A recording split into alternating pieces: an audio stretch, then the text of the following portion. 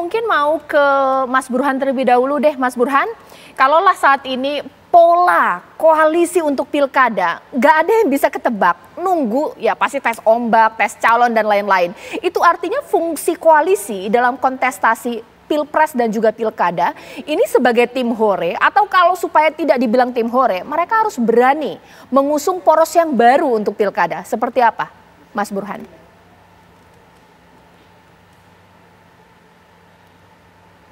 Masih di mute, Mas Burhan? Selama ini lebih. Ya, silakan lanjutkan. Halo? Iya, lanjutkan.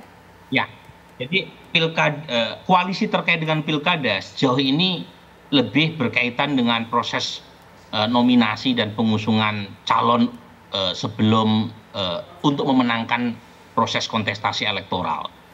Jadi koalisinya itu semata-mata menempatkan partai sebagai kendaraan untuk bisa maju dan memenangkan kontestasi pilkada.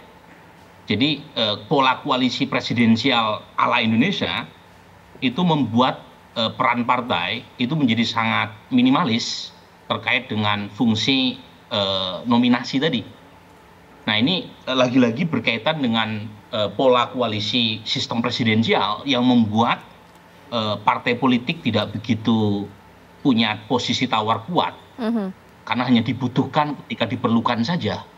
Yeah. Nah ini berbeda misalnya dengan pola koalisi dalam sistem parlementer atau sistem presidensial dengan sistem kepartian sederhana.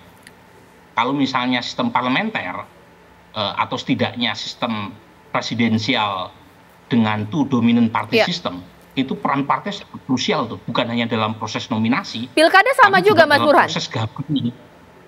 Sama. Jadi pola di tingkat nasional dengan di tingkat lokal dalam konteks Indonesia itu pengaruh lebih ditentukan oleh satu sistem pemerintahan, dua sistem kepartean. Dan itu yang membuat peran partai kita lebih seperti organizing committee.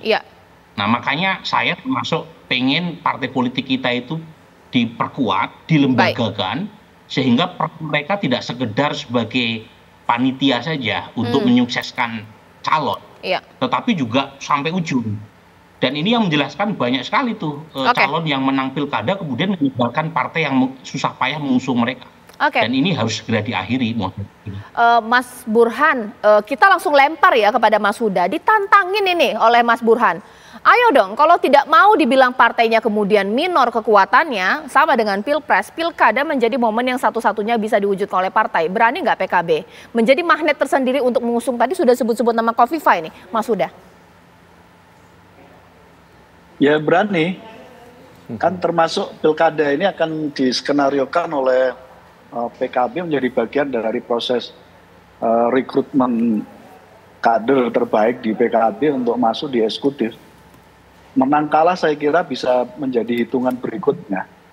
Jadi di beberapa daerah kami akan bikin semacam laboratorium politik di mana apa yang tadi disampaikan oleh Mas Burhan menjadi salah satu cara kita bagaimana pilkada menjadi proses rekrutmen pelembagaan politik partai melalui kader terbaiknya untuk didorong di dalam pilkada baik wali kota maupun bupati. Itu pula yang kami sampaikan tadi itu Mbak Caca, bahwa misalnya di Jawa Timur kami pastikan kami akan membuat poros koalisi tersendiri berbeda dengan yang beberapa partai yang sudah mengusung Mbak Khofifah misalnya. Di Jawa Tengah juga sama, jadi kami pastikan kader kita untuk maju juga untuk berkompetisi di sana. Jadi apa yang menjadi semacam koreksi dan evaluasi dari pelaksanaan pilkada yang terlaksana beberapa waktu yang lalu, termasuk yang menjadi evaluasi kami di internal PKB. Dan salah satu yang sedang kami rumuskan adalah kami ingin pastikan pilkada menjadi laboratorium untuk mendorong kader-kader terbaik kita maju, supaya ada proses pelembagaan di mana partai politik menang kalah di dalam pilkada saya kira tidak menjadi tujuan paling utamanya, tapi yang terbaik dari proses pilkada adalah partai mendorong kadernya berkompetisi secara baik dan sehat untuk bisa maju di dalam pilkada gubernur maupun wali kota dan bupati. Ya, pertanyaan yang sama saya tanyakan kepada Mas Huda ini, berani nggak Partai Golkar mengusung koalisi sendiri atau mungkin dari tokoh yang diajukan kemudian menjadi magnet untuk membentuk koalisi atau poros baru? Bang Doli. Pak Huda atau saya? Iya Bang Doli, sorry Bang Doli. Oh ya, iya. Saya tadi tidak pernah mengatakan bahwa kita tidak akan melanjutkan ya, koalisi yang sekarang sudah kita bangun di pilpres itu di pilkada. Ya, itu sangat mungkin gitu. Tetapi nanti kita lihat ya, apakah memang bisa terus tanpa ada perubahan konfigurasi atau kemudian memang ya, bisa terjadi perubahan-perubahan menyesuaikan situasi kepentingan yang ada di daerah tempat kita akan melaksanakan pilkada itu. Nah, jadi kalau bagi Golkar, ya Golkar sebenarnya sudah mempersiapkan pilkada ini juga kurang lebih dari 1,5 tahun yang lalu.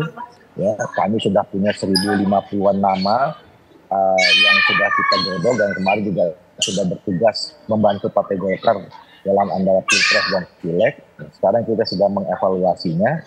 Nah, tinggal nanti nama-nama ini yang tentu akan kami tawarkan ya. Pertama kali tentu yang kami tawarkan adalah teman-teman yang satu koalisi kemarin, satu kerjasama politik di di pilpres ya. Nah, tapi lagi-lagi tentu saya kira nanti kita sama-sama menghormati. Saya yakin juga semua partai politik punya kader-kadernya juga. Nah, nanti kita lihat intinya kan adalah setiap partai politik menghadapi event apapun, ya, event politik apapun, pilpres, pileg, dan pilkada, ininya kan menang. Nah, tentu untuk memenangkan itu ya ada ukuran-ukuran.